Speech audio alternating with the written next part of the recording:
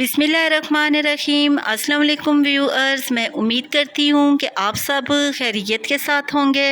आज मैं आपके साथ स्किन को वाइट करने की बहुत ही लाजवाब सी रेमेडी शेयर करूँगी।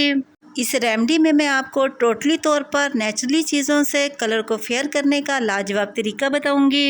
आप भी मेरी इस रेमेडी को ज़रूर ट्राई करना और साथ ही मेरे चैनल को सब्सक्राइब करना, मेरी वीडियोस को लाइक और शेयर करना मत भूलिएगा। इसी के साथ ही हम आज की रेमेडी बनाना स्टार्ट करते हैं। होममेड वाइटनिंग रेमेडी बनाने के लिए सबसे पहले हमने एक एलोवेरा की शाख लेनी है और इसके किनारों को इस तरीके के साथ कट कर लेना है।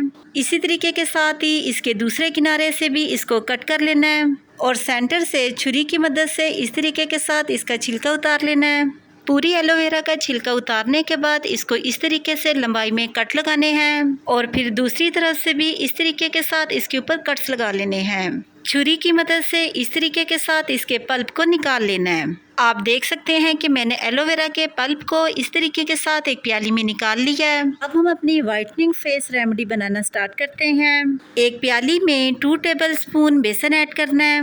बेसन हमारी स्किन को प्रोटेक्ट करता है और कलर को कुदरती तौर पर गोरा करता है। और साथ ही इसमें हमने 2 टेबलस्पून दही ऐड करनी है। दही भी हमारी स्किन के लिए बहुत ही मुफीद है। यह हमारी स्किन को कुदरती तौर पर ब्लीच करती है और इसको चमकदार और खूबसूरत बनाती है। और साथ ही इसमें हमने 1 टेबलस्पून मुल्तानी मिट्टी ऐड करनी है। मुल्तानी मिट्टी आप किसी भी ब्रांड की यूज़ कर सकते हैं कि जो भी नॉर्मली तौर पर आप घर पर यूज़ करते हैं। मुल्तानी मिट्टी हमारे चेहरे पर बनने वाले पिंपल, गर्मी दानों और झुर्रियों का खात्मा करती है। इसके साथ ही स्किन को टाइट करती है और कलर को फेयर करती है। और साथ ही इसमें हमने एलोवेरा जेल ऐड करनी है जो हमने अभी तैयार की थी। अगर आपके पास नेचुरली एलोवेरा जेल नहीं है तो इसकी जगह आप मार्केट वाली एलोवेरा जेल का भी इस्तेमाल कर सकते हैं। लेकिन आप कोशिश किया कीजिए कि एलोवेरा के 1-2 प्लांट आप घर पर जरूर रखा कीजिए। एलोवेरा जेल हमारी स्किन और हमारे बालों के लिए भी बहुत ही मुफीद है। अब इसमें हमने 1/2 टेबलस्पून हल्दी ऐड करनी है। हल्दी हमारी स्किन को रिपेयर करती है और कलर को फेयर करती है। सबसे लास्ट पर हमने इसमें 1/2 लेमन का जूस ऐड करना है। लेमन भी हमारी स्किन को कुदरती तौर पर ग्लो करता है, शाइन करता है और चेहरे पर बनने वाले दानों को ख़त्म करता है। चम्मच की मदद से इन तमाम चीज़ों को बहुत ही अच्छे तरीके के साथ मिक्स कर लेना है। तमाम चीज़ों को मैंने बहुत ही अच्छे तरीके से मिक्स कर लिया है।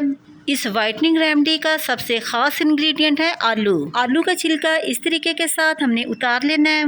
आलू का जूस हमारी स्किन के लिए बहुत ही मुफीद है। ये हमारी स्किन को कुदरती तौर पर फेयर करता है। आलू के जूस का मुसलसल इस्तेमाल करने से चेहरे पर बनने वाली छाइयों का भी आहिस्ता आहिस्ता खात्मा हो जाता है। आप देख सकते हैं कि पूरे आलू को मैंने इस तरह से छील लिया है। अब एक ग्रेटर की मदद से इसको ग्रेट कर लेना है। पूरे आलू को इस तरह से मैंने ग्रेट कर लिया है। अब हमने इसका पानी यूज करना है। ग्रेट किए हुए आलूओं को इस तरीके से पकड़ना है और इसके पानी को इस तरह से प्याली में निचोड़ देना है। इसी तरीके के साथ ही बाकी ग्रेट किए हुए आलू के पानी को निचोड़ देना है। आप ग्रेट किए हुए आलूओं को जब इस तरीके से पकड़ेंगे तो आप यकीन नहीं कर सकते कि आपकी फिंगर का कलर फौरन ही चेंज होना शुरू हो जाएगा।